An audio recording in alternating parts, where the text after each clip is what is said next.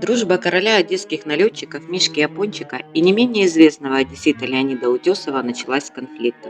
Перед концертом к Утесову прибежал испуганный коллега-куплетист Лев Зингерталь и пожаловался, что у него украли фраг, без которого он не может выступать. Утесов тут же пошел в кафе «Фанкони» на углу Екатерининской и Ланжероновской, где часто заседал Миша Япончик со своими бандитами. Оттуда он руководил своими делами по всей Одессе. Туда же приходили торговцы, банкиры и другие обложенные данью зажиточные жители города. Выслушав Утесова, Мишка Япончик рассвирепел, так как кража фрака ставила под вопрос концерт его любимого исполнителя, с которым до этого он лично знаком не был. Король Одессы дал слово джазмену, что фрак будет на месте до начала концерта. Вернувшись в театр, Утесов застал своего коллегу Зингерталя в состоянии близком к истерике. Перед ним лежало 18 фраков, которые налетчики в тот день сработали в Одессе. Но так как они не помнили, какой из них был украден именно у куплетиста, то решили принести их все. После концерта у театра Утесова ждал экипаж. Его в добровольно-принудительном порядке пригласили к королю на ужин. Извозчик остановился на улице Торговой. На втором этаже в квартире с дорогими израстовыми каминами работы Матвея Сидоровича Кузнецова был накрыт шикарный стол, дымящийся от деликатесов и контрабандного алкоголя и табака. Во главе стола сидел сам Михаил Винницкий.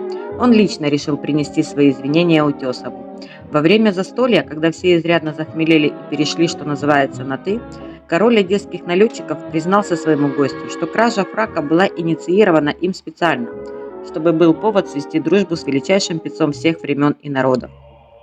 Польщенный Утесов не обиделся, и они на мировую спели вдвоем самую популярную песню среди налетчиков из репертуара «Люди».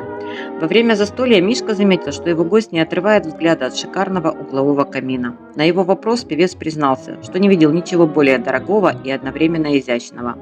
Король в дружеском порыве пообещал подарить звездному гостю этот камин, а к концу попойки расщедрился на всю квартиру. Друзья-налетчики боязливо напомнили своему лидеру, что эта хата была куплена на подставных людей и служит им своего рода перевалочным пунктом контрабанды, расположенном в подвале дома. Из этого же подвала был вход в катакомбы, откуда при пиковом раскладе все члены шайки могли с легкостью раствориться в сложной системе лабиринтов. Япончик отличался крутым нравом и не склонен был менять своего решения, но его новый друг, понимая, в какую щекотливую ситуацию попал сам, отказался от такого щедрого подарка.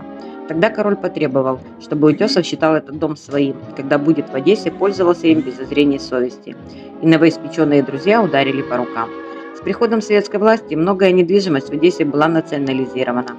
Не стал исключением и дом на Торговой. Первый этаж реконструирован из магазина в жилую квартиру, а легендарная квартира на втором этаже, где свели свое знакомство король джаза и король налетчиков, превратилась в коммунальную квартиру, но с отдельным входом со двора. И хотя ее окна и балкон также выходили на улицу Торговую, но она уже относилась к переулку Ушинского. Несмотря на это, рассказ о легендарной встрече передавался из уст в уста, от старых хозяев квартиры к новым, от дворников и соседей, и так по сегодняшний день.